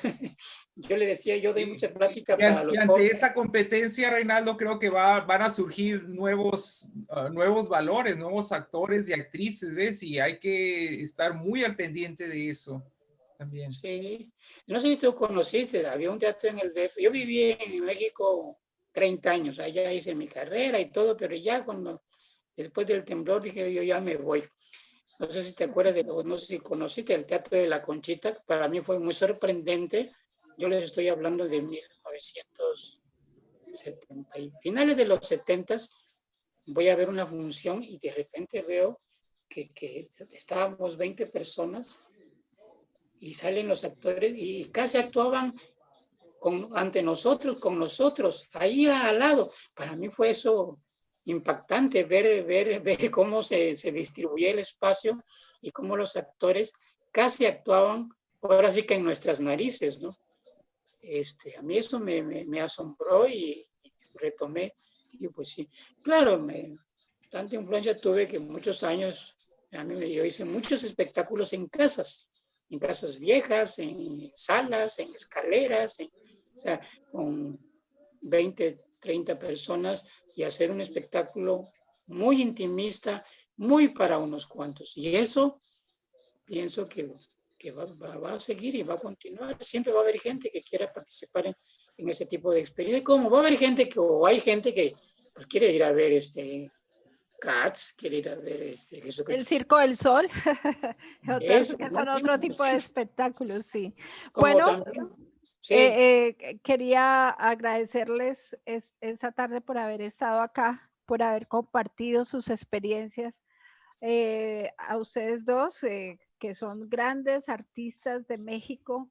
Fausto, querido, muchas Un gracias. placer haber estado con ustedes acompañándolos, haber compartido también esta. No, qué lindo haber aprendido, haber recordado juntos esta historia que tiene que ver con nuestra historia también, porque Colombia y México, reitero que son países muy hermanos y tienen una somos historia hermanos. en la novela, en las radionovelas, en los Exacto. actores. Sí. Exacto, más que nada con esta gran cuna de escritores colombianos también, ¿no? Que ha surgido a la par de grandes escritores mexicanos. Ahí está que no únicamente Laura Restrepo como punta de lanza, sino otro escritor maravilloso, Santiago Gamboa, por ejemplo. Santiago ¿Ves? Gamboa, sí. Entonces Muy sí, bueno. sí tenemos mucha interacción en mucho sentido, culturalmente con Colombia, ¿no? Hasta la música. Hasta la música, el baile, la comida, los gustos. Somos Sí. hermanos. Pues Sí, muchas Reinaldo. gracias. Muchas gracias. Ustedes también. Completamente feliz. Ojalá podamos volver a tener una tertulia de estas. Nos tomamos un cafecito, como decimos aquí. Aquí en Colombia decimos tinto. ¿Allá no dicen tinto al café? Sí, ¿O es un vino? tinto. No, les voy a contar Sí. una anécdota antes de irme. Resulta que la primera vez que amanecí en Chile, estábamos en un encuentro internacional y fue la primera vez que amanecí allá en un hotel y yo estaba muy, muy chica todavía y pido que me lleven a las 6 de la mañana un tinto. Para nosotros un tinto es un café y por favor tráigame un tinto grande, pero era ¡Me para llevaron un vino! despertar. Me llevaron un tazón de vino así. Y yo dije, ¿qué es esto? Claro, y la señorita se dijo, esta señorita tan rara pidiéndose que un tinto grande a las 6 de la mañana, porque yo tenía que ir a coger un tren al sur y era para despertarme. Y cuando me llevan ese tazón y yo vuelo y eso es vino, y yo le digo, no, yo quiero es un tinto. Y me dice, ese es un tinto. Y yo, era un café. Ah, eso es otra cosa. Entonces, no sé si en México me entiendan el término vamos a tintear, que es tomarse un cafecito negro colombiano. Entonces, se usa poco, pero sí lo usamos. pero sí lo entienden. Ah, sí. Bueno, entonces, muchas gracias. ¡Hola! Les doy aquí un el saludo café especial. de Café Don Manolo, ¿no? Claro, Sí, les agradezco mucho. En realidad, esa historia del tinto, tendríamos otra tertulia para hablar del tema de por qué hacemos eso. En Colombia se institucionalizó el tema del tinto, pero en realidad se pide un café. Y la invitación es a que tomen siempre buenos cafés, ahora que tienen que estar un poco más guardados, que en la casa siempre tengan una bolsa de un buen café, que no sea el café tradicional de montones del mercado, sino que busquen buenos cafés. México tiene muy buenos cafés también. Y entonces que consuman unos buenos cafés y que se gusten ese cafecito que hay que tomarse en la casa, lo hagan con buenos cafés, cafés de origen, café de un solo origen, y que se puedan degustar en la casa con aromas y fragancias espectaculares que promueve el café. Eso somos en Café Don Manolo, muy agradecidos con Sandra con esta invitación, con la fundación, con Fausto, con Rubén. Maestros, gracias por esa interesante... Con Reinaldo. Es que sí. le pasa lo mismo que a ver, tengo una pregunta rápida para Héctor, ahora que está hablando de Fausto, café. sí. En alguna ocasión, en el libro, por ejemplo, el libro este que dice Sandra de Crónica de una muerte anunciada de Gabriel García Márquez, hay una expresión sobre el café, dice que se tomó un tazón de café cerrero, y entonces decía yo, a ver, ¿a qué se refiere con café cerrero? Claro, después supe que se refería al café que se produce en la sierra, ¿verdad? El café virgen, como quien dice. Sí, y justamente se hace esa referencia, que primero que es de montaña, que es original de la montaña, y segundo, que cuando hablas de cerrero también se habla de que no se filtra, entonces se toma muy al estilo turco. Entonces lo que hacen normalmente es hacerlo en la olla, se pone el café, se deja que se asiente o simplemente se sirve muy despacio. para Eso. que quede el ripio en la olla, no en la taza. Pero es imposible de que no pase. Entonces, normalmente te va a quedar en la boca algunos pedacitos de café, unas Los partículas sedimentos del café, molido. claro. Más bien, o sea, hoy en día, más que la sierra, pero tienes toda la razón que es de la sierra, pero más que eso se refiere a que te queda ese ripiecito de café en la boca. Entonces, ahí es un café campesino, es un café de la montaña, es un café donde no hay filtros, donde no hay un expreso para filtrarle una máquina expreso. Entonces, por eso y por supuesto, pues es muy fresco y es muy interesante, ¿no? Tiene todo el encanto completo. Claro que sí, Fausto. Mi abuela lo llamaba café asentado.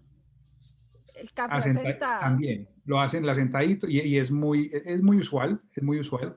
Hoy en día los baristas exigen otro tipo de cosas y se pierden algunas cosas porque queda mucho tiempo al fuego. Entonces el tema de estar mucho tiempo al fuego y de tener una infusión más larga de 3 minutos, 4 minutos, hace que las acideces que en muchas ocasiones, en el caso de nosotros, que son cafés de origen, cafés de montaña, como lo dijo Fausto, ¿cierto? Un café de sierra. Esos sabores se van perdiendo cuando los dejas demasiado tiempo al fuego o en demasiado contacto con el agua caliente.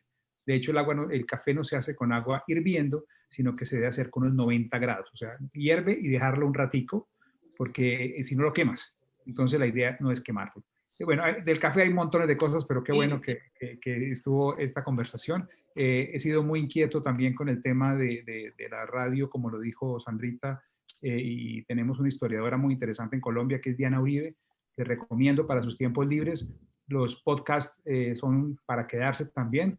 Hace un relato de la radio en Colombia que es espectacular desde el punto de vista cultural y especialmente desde el punto de vista de la educación. Y tiene un podcast, se llama Diana Uribe FM, se lo recomiendo para sus tiempos libres. Sé que no tienen mucho tiempo algunos, pero está bueno. Y saben, les cuento que ahorita decía Fausto sobre las transmisiones de Solo Radio. Personalmente soy usuario de Audible, que es el de Amazon, y Audiolibros, que es español.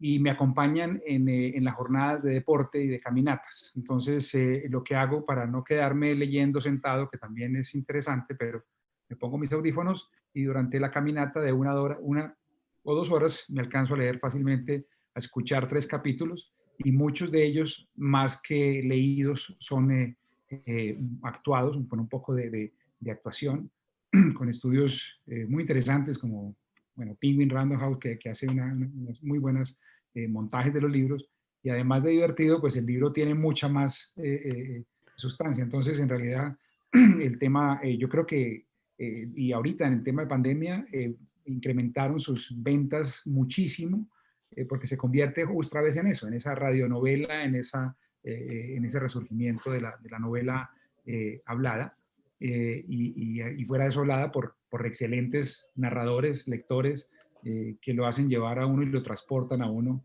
dentro de la literatura. Maravillosa, Sandrita, el trabajo de hoy. Les agradezco mucho a Fausto a abrirse con nosotros, a permitirnos escuchar esta información tan bonita, tan agradable, tan del corazón, que nos llena de tantos recuerdos, de tantas vivencias y que seguramente, pues, Sandrita hará una excelente difusión de esta grabación en las redes de las fundaciones y de la alcaldía.